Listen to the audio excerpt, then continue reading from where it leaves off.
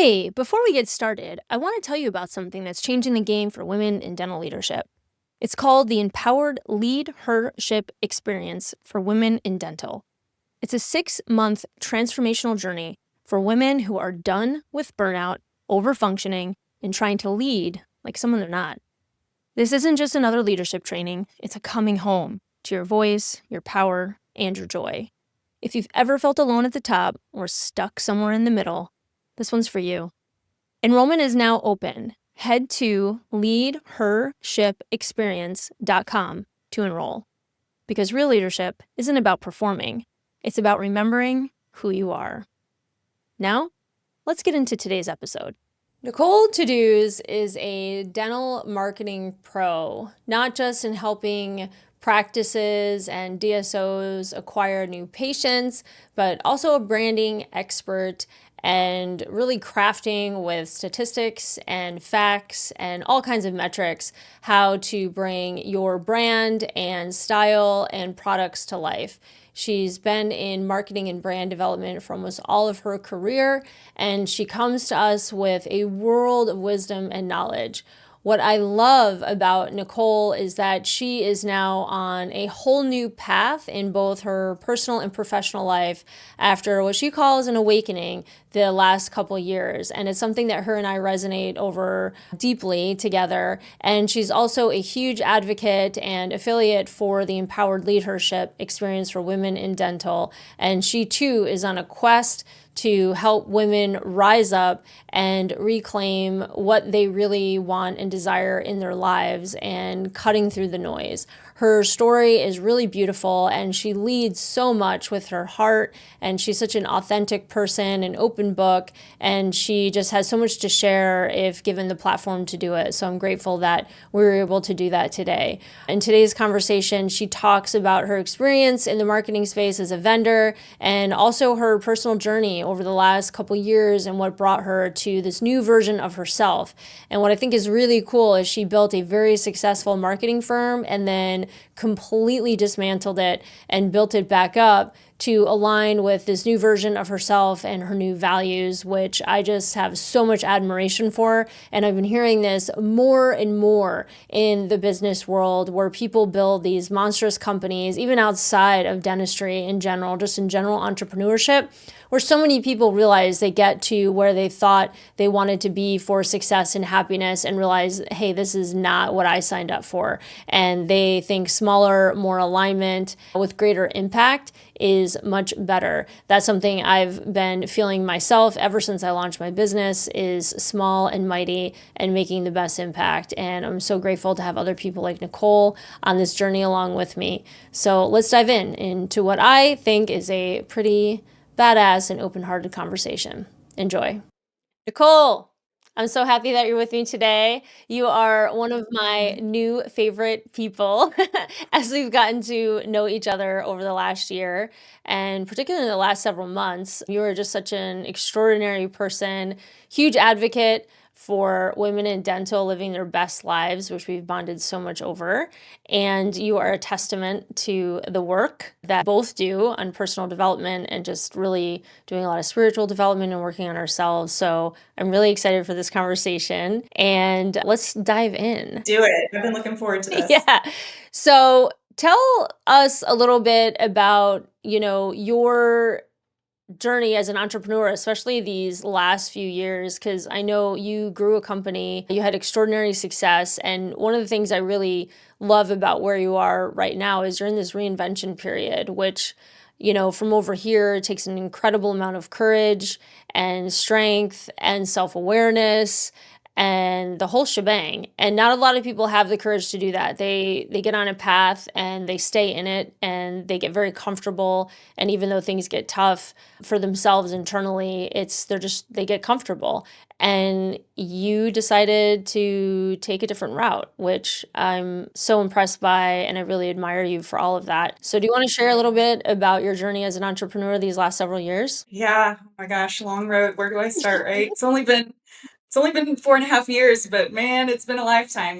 Yeah, I would say, I want to start by saying I don't think, other than like what motherhood has brought to my life, there has been anything that has been so evolutionary for me than entrepreneurship in terms of what it has forced me to learn about myself, to develop within myself. And it really has been, there's been so many facets to my sort of transformation, personal transformation and spiritual transformation over the course of the last year. But my business has been a huge component of that. And, that's a lot of the work I'm doing now is realizing and helping other people realize that business is not separate from who you are as a person. And in order to truly lead and build an organization with a solid mission and vision, you have to have that and embody that within yourself. And so that's sort of the work that I've been doing to truly understand who I am, where I want to go, and then, filtrate that down to my team and my clients and the industry. But as far as my journey specifically, if you had told me, 10 years ago, I would have been a business owner, I would have laughed in your face. That was so far removed from my reality and my identity as a person. I had no clue where my life was going to take me, which isn't that what's so cool about life, right? Total quantum leap, really. And I'd been in big brand advertising when I started my career for a few years, working on, national Fortune 500 brands, and learned a lot about advertising very quickly at a very young age in the, gritty ad agency space, and then ended up in dentistry by happenstance, like most of us. And, once you get into dentistry, it just sort of consumes you and you don't leave. And so at least that's the experience I feel like for most of the people that I collaborate with. But got into dentistry as a director of marketing of a DSO. That's really where I sort of learned dentistry, honed my skills, and ended up kind of transitioning out of dentistry for a little bit in 2000, and I guess it was 17. I had my third baby, and on my maternity leave, I was sort of doing some soul searching about what is my calling? I know that I have a skill set. Do I even want to have a professional career right now? Do I want to focus on my kids? What is it I want to do? And it was almost just by asking myself those questions, I guess, the entrepreneurial call, as we sort of term it, kind of rang in me. And I started just in the corner of my kids' playroom at a desk, connecting with people again in dentistry, and started putting myself out there and talking to people again. And before I knew it, I was consulting for clients, and, within a year had built my portfolio up to about 11 locations. And over time, it grew and evolved and transformed until it became sort of this living, breathing thing that I was almost looking back going, oh my gosh, I unintentionally built something, I created something. And, so I think, with entrepreneurship, I really think it starts by asking questions and getting in touch with yourself and doing the soul searching to figure out who you are and where you want to go. And it's not been an easy road for sure. I was very blessed and lucky that the agency really took off very quickly because of my connections in the dental space. And so within the first 2 years, we had essentially doubled in size, which is unheard of. And to be honest, I got lost in that a little bit. Yeah. I'd never been a business owner before. I didn't know what I didn't know. And I learned a lot of lessons. There was a lot of failing forward at that time in my life. And I'm still paying for a lot of those mistakes that I made in the first 2 years, even now today. But that's how we learn and grow. And so I think the journey's been interesting because when I embarked on it, I think that I assumed it was going to be a linear trajectory. And that's not how business works and entrepreneurship works. It's this constant fall on your face, get back up again, reinvent. Fall on your face, get back up again, reinvent. And that sort of need for resilience is one of, I think, the things that has transformed me the most in terms of what my business has brought me personally. And I didn't know how, not just resilient, but I guess I didn't know how much fight I had in me until I built this business. I just really didn't. I mean, I've always been a fighter. My whole life, I've been a fighter. I've had no choice but to be that. But I think there was still a lot of deep-seated fear that lived in me about my limiting beliefs and what I'm capable of and what I'm here to do in the world. And my Transcendental has really taught me that I have a lot of fire. I have a lot of fire. And, there's two pieces of business advice that I've received that I consider the best pieces of business advice. And I will share them with anyone that asks. The first is, there's only one thing successful entrepreneurs have in common compared to unsuccessful entrepreneurs, and that's that they never quit. And that is the message I play in my head, because I'm gonna full transparency, there have been days where I'm like, do I want to keep doing this? Recently, like in the last year when I was going through my journey, and ultimately my heart won't let me quit. It's like a calling. Yes. I'm supposed to be building this. I'm supposed to be doing this. It's part of my journey. The second piece of advice, my brother-in-law, he's a very successful businessman, and he's just somebody in my life that mentors me and takes really good care of me. And I visited him recently, and had some concerns, that I was sharing with him, and I was sort of at a fork in the road, and I wanted his guidance. He's, super successful in his career. And he said to me, Nicole, we don't assign permanent solutions to temporary problems. I love that. And that phrase has completely shifted the way I look at my business and approach every problem and solution within my business. It has completely changed me as a leader. Like, one of the best pieces of advice I've ever gotten. I love that. Yeah. And gosh, you said so much there. It's so rich. And I mean, well, that's why I love you, because you always go so deep. I'm never one at a loss for words. No, but you always Never go, gonna keep. you just lead so much with your heart, and you're deep, you're a real talker. And that's why I always love talking with you. But yeah, I mean, I always say too, being an entrepreneur is the biggest and hardest personal development course you never knew you signed up for, because you're confronted with yourself over and over again, and not in this like, I don't know. It's not the traditional stuff. It's there's so many things. There's so many layers. Like you're saying, there's so many things you didn't even know about yourself yet Yeah. until Yeah. you get started. And it was interesting because when I went out officially on my own, I had a mentor, and for the first like 6 months, we spoke weekly, and for the first 6 months, every time we'd get on the call, she would go, "So, how is your boss treating you?" And I used to get really annoyed with the question, but she was saying it in all honesty, being like, a lot of times we go out on our own because we want to be our own boss. We want to have the autonomy. We want to be able to have that creativity and, like you said, follow the calling. And oftentimes we don't like, conventional systems or people overseeing our work or, telling us what to do or whatever. There's a variety of reasons. But then at the end of the day, it's like, oh, how am I treating myself? Would I want to work for me? Yeah. And like that inner Yeah. dialogue and the demands that I put on myself and the expectations, the unreasonable expectations. And that was really helpful for me in the beginning to Mhm. really start to create what I wanted for myself and my business too, because Right. you and I work with business owners all the time in different capacities, obviously, but like a lot of times we don't realize that we hold the key, right, to the cage that we built, and a lot of us feel Yeah. held hostage by the business that we created. I see that very often, and I'm like, well, there's only one. Sometimes I'm looking around like, who's in charge? Oh, wait.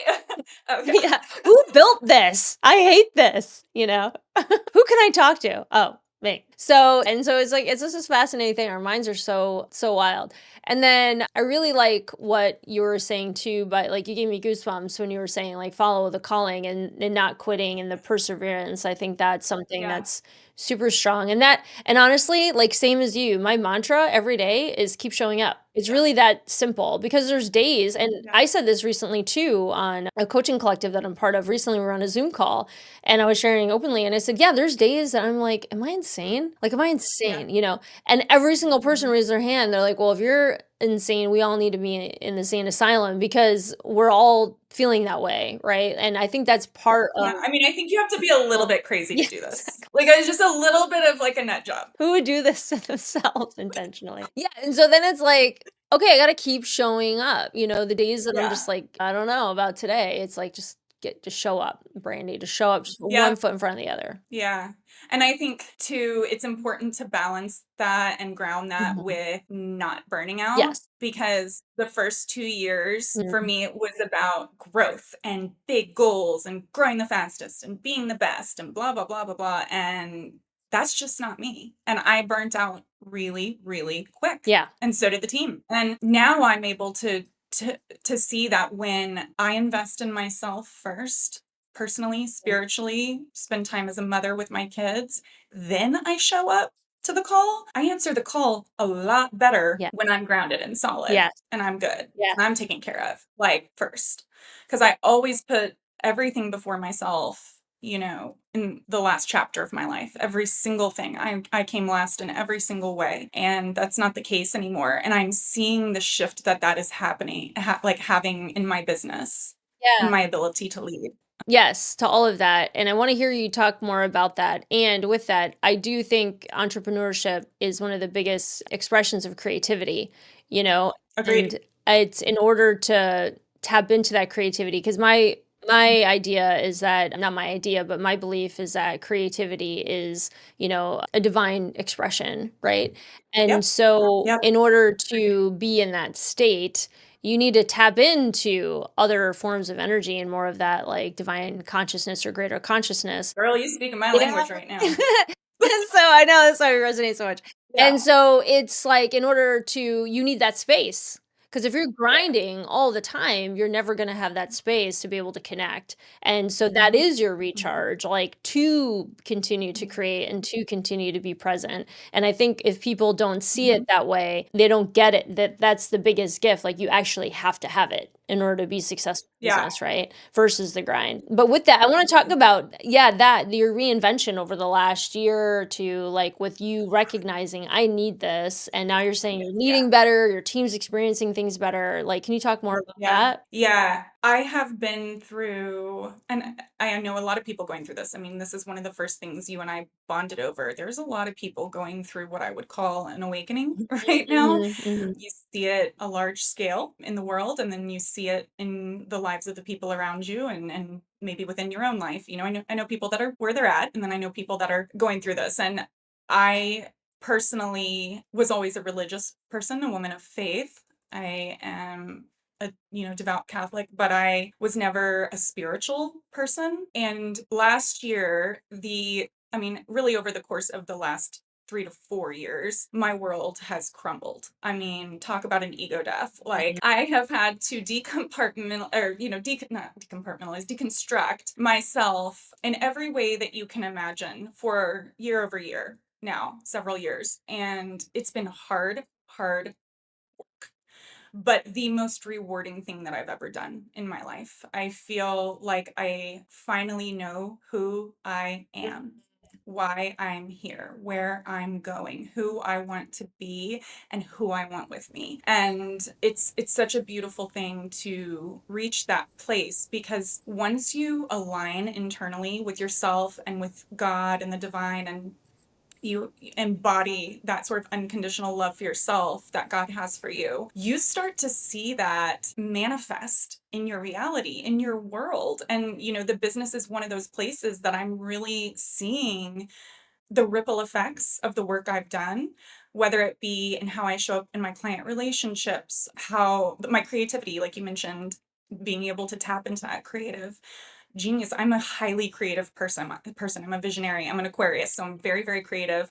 And, I do feel like I stalled on that for a while during the burnout phase. I had lost my why and my fire, and now I have all that back, and I've got my vision back, and I can articulate it clearly to my team, and they're like, yes, we want to be on that. Mhm. Same with the clients. And it's a beautiful thing to witness, and I see it in my motherhood too. My kids, like, they're gravitating. I mean, my kids have always been affectionate. They're really sweet kids. I mean, the best. If, like, I'm gonna be biased, my kids are the best.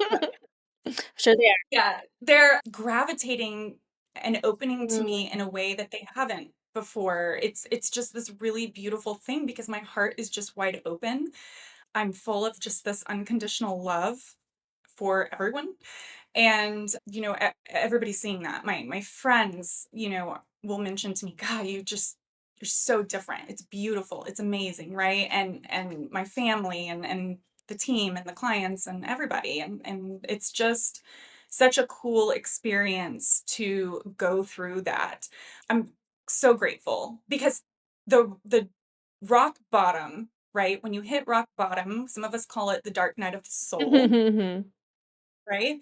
When you go through the dark night of the soul and you go through the ego death, it's like anything that's not true and in alignment with who you really are gets stripped away. And that can be a very, very, very, very, very scary thing. And you have to also be willing to live so authentically and genuinely yourself, like I'm doing right now, sharing all this like really personal, raw stuff, online, that you don't care because you love yourself so unconditionally. You don't care the reaction. There will be people that will watch this and think, well, you know, she's having a midlife crisis or she's, lost it or whatever. And then there will be people that go, that I'm going through that, or I want to go through that, I want that. And so there is somebody out there who like needs to hear these messages, right? And that's, the podcast I'm going to start, really, that's going to be the premise of the short stories we share. Yeah, I love that. Yeah, and I mean, they always say, right, we're spiritual beings having a human experience. And I think speaking like what you're saying really speaks to that, in that we're letting our essence come through.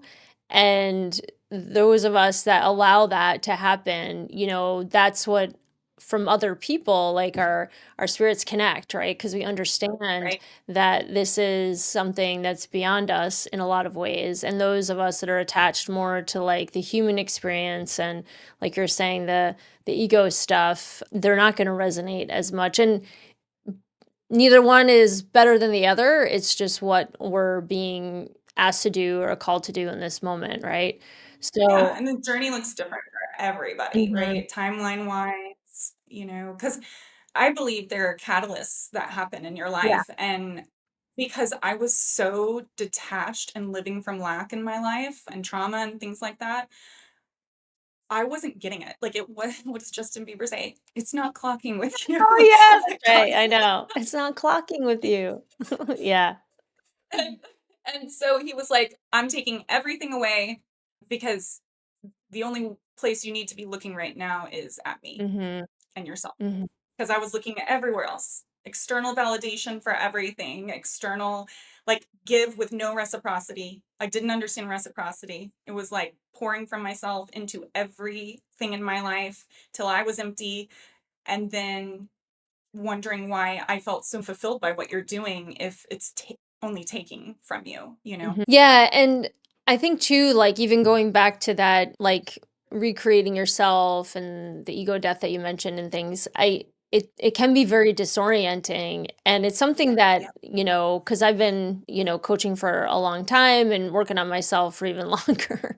But and I Mhm. too had similar experiences in that way. But it's like people I've noticed that so many people are so afraid of entering into the cave. They talk about the hero's journey or the heroine's journey, and it's like you gotta go into the cave, but you come out the other side. And I think for some Mhm. people, they get very scared about going into the cave because 'cause they're afraid they're It's not gonna come terrifying. out. Yeah. And they'd rather stay stuck in what they're really familiar with, because at least they know, even if it brings them sorrow or misery, or there's a knowing Mhm. that they're not accessing something they wanna access. And but I think with that, it's helpful to have guides, it's helpful to have mentors, coaches, people along with you as you go through the cave, as Joseph Campbell talks about in The Hero's Journey, because you don't wanna do it alone, you wanna do it in the sense of community. And I think that's why, even with you and I chatting, it was, like, so exciting, because Right. it's like, "Oh, another person that gets this?" Like, we clicked immediately. And that's divine timing, because if we had connected like that before, maybe wouldn't have been as aligned. Yeah, yeah, yeah. Yeah, we wouldn't have connected on similar ground. Yeah. And so I just always encourage people, and I know you do too now, having gone through it, like the light on the other side is so powerful, and it's So beyond what you can beautiful. even Yeah. comprehend in that moment, right? You just have to Mhm. trust, which is Mhm. scary, and weight that comes off once you're on the other Mhm. side, to be unapologetically you. It Yep. is I just want everyone to have that, and I know you want that for people too, especially women. Yeah. And something you and I bond over as well is just, what women endure, not only as entrepreneurs, but women in the dental industry. Mhm. And do you wanna chat at all about, what you see you Yeah. perceive for women, particularly on the entrepreneurial journey, or just being in spaces that women typically? Yeah. Yeah, I do. I'm definitely not like a feminist, that's not me, but I do have, I guess, an interesting perspective now that I didn't have before. Hmm. Now that I'm a female entrepreneur, it's like a couple things. One, we just as women carry a mental load that men do not. And sorry, I'm like not trying to offend men or discount your role in life. You are providers, protectors, leaders. We need you, but all the details live here. Yeah, yeah, yeah, yeah. It's a lot. It's a lot to, we're naturally overthinkers. I think most women are by nature because we are the ones sort of processing all the load. So juggling it all, whether you're a mom or not, definitely motherhood really complicates entrepreneurship. But, I think it's a lot of a balancing act to be a woman entrepreneur. And again, being grounded enough to be able to see how to distribute that weight in your life so that you're not sacrificing the self to make it happen, I think is a struggle of mine for sure, or was before I did this work. And then second to that would be more often than I thought would happen. It's definitely a more frequent issue than I realized existed prior to being a business owner. Men don't believe a lot of what I say. Mhm. But if a man were to say it exactly the way I said it, they'll bite it hook, line, and sinker.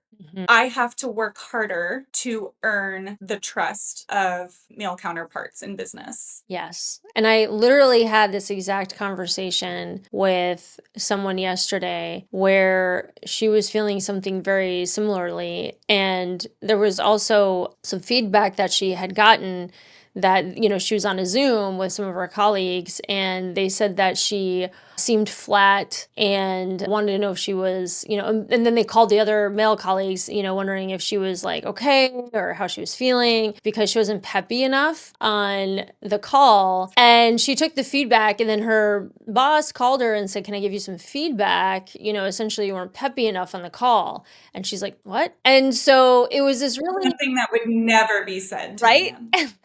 Ever. I know. And these are the things, this is like the behind closed doors feedback though that we get a lot as well. Yeah, And throughout my, that's amazing. I've gotten multiple times that I don't Mhm. smile enough or I need to smile more. And I'm a very lighthearted person. Like I have a lot of fun. I'm super goofy. I mean, comedy is like a staple in my life. My husband and I watch comedy every single Same. night, and I love Same. to Yeah. laugh. And I'm actually, personally, I think Yeah. I'm actually pretty hilarious. But I also talk about serious stuff. And so when I'm talking about serious stuff or I'm like contemplating serious things, like I'm gonna not be smiling about it. And like this is the stuff that we think about is like, how's my Yeah. face right now, right? I don't think a man's walking around or being on Zoom calls concerned about their face and whether it's giving off that they're not a jerk or, the B word or whatever. They're not worried about that because then they'd be taken seriously. Or nowadays, if they're a little bit awkward on the call, they might say, oh, they're on the spectrum or something like that, right? It's like they're given this grace for being awkward or a little weird or not being friendly or Must mean they're smiling. genius. I must be a genius. He's some kind of savant. Must have a high IQ. If we were acting like that, they'd be like, she needs some Yeah, Xanax. exactly. Yeah. Or I have trouble staring at her face for too long. So yeah, it's like it just, that's the kind of stuff, right? And it's just those little micro cuts. It's like death by a thousand paper cuts that happens all the time. And you just start to worry about that. Cause one of the things she came to me with is like, well, how am I supposed to be on this next Zoom call? And I'm like, this is so sad, man. Like Oh, now you have to worry about how you're yeah. presenting versus like focusing on Yeah. your work, right? And excelling. So so that definitely speaks to me for sure. Yeah, you just reminded me of a story, actually. Yeah. And it's funny how we excuse this behavior and bury it. And then like you asked me this question, and now all of a sudden I'm like, okay, wait, I have 100 examples of times. Like, I am a feminist, damn it. Wait a minute. No, I'm just kidding. The first, I was working for a very large ad agency on a very large account as an assistant account executive. My first job out of college, I was 22 in Dallas. And there was this big, this was a large agency, very large company, hundreds of employees. And there was this big like social hour event. Ad agencies like to party. We like to Oh, I can imagine. I've seen Mad Men. And there was some sort of social event and I was nervous, there's all these just career-long professionals here and okay, I need to mingle and meet people and start kind of making a name for myself. And this guy came up to me. He was probably in his 40s and said to me, "Hey, I let your boss know." I told him, "Hey, great job on that new hire," talking about my physical appearance to my boss. And that was my first introduction into the male workforce. Yeah. Yeah. And the fact that he thought that was okay to say that and not. And then some guy didn't like it and said to him, "Dude, you could be her dad." And I was like, at least like there's those guys and then there's the other ones. Yeah. Yeah. That's true. Yeah. There's both for sure. So- Okay. We're going to pivot a bit here. Yeah. I mean, we can talk about this all day, but being somebody that supports, dentists and dental companies, and I mean, I know you do a lot of work in the marketing space, but one thing that you and I have chatted about too offline is how dentists or executives in dental treat vendors, being a vendor that has been around for a bit, and that they're not treated with the same level of respect sometimes as other folks in the industry. And it sounds like you got something to say about it. So what are your- Yeah. It's not as much of an issue for me anymore because I'm all about alignment now. Everything in my life is alignment. So if a client's not in alignment, bye-bye client. Right. Yes. Work with just anybody. In fact, when you think we're having a sales call, I'm actually interviewing you to see if you're in alignment. Yes. Preach.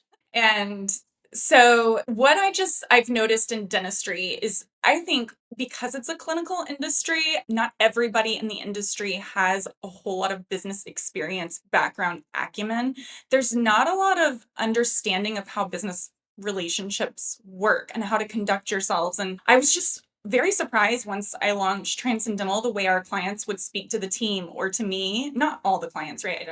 But a good portion, cuss you out, talk down to you, call your work shit, like crazy stuff. And it's just like we had this large DSO we were working with, totally not in alignment with our values. Talked down to me and the team constantly, questioned everything, total micromanaging. And ultimately they ended up saying, "I don't think this is a fit." And I was like, "I agree, let's part ways." But a lot of what they would do is like we don't use AI at all for our writing or work or anything. And it was like every time my copywriters put something out, they were like, "AI wrote this."